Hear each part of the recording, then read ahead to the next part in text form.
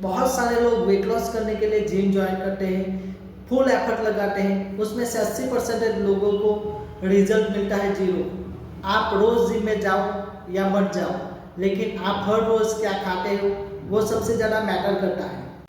हमारी बॉडी में 4 चीज़ों में वजन रहता है, फैट, मसल्स, बोन्स, वाटर। तो हमें फैट लॉस पे ध्यान देना है। फैट लॉस सिर्फ जिम का गेम नहीं है। साइंस कहता है 80% रिजल्ट हमारे फूड से आता है और 20% हमारी एक्टिविटी से। अगर आपका खाना गलत है तो दुनिया का बेस्ट वर्कआउट भी आपका फैट कम नहीं कर पाएगा। आपकी प्लेट ही पावरफुल टूल है, हर मील डिसाइड करेगा आपका रिजल्ट। मैं कहता हूँ स्मार्ट काम करो, ज़्यादा नहीं 30 मिनट वर्कआउट ऐड करो, लेकिन असली रिजल्ट हमें खाने से मिलता है।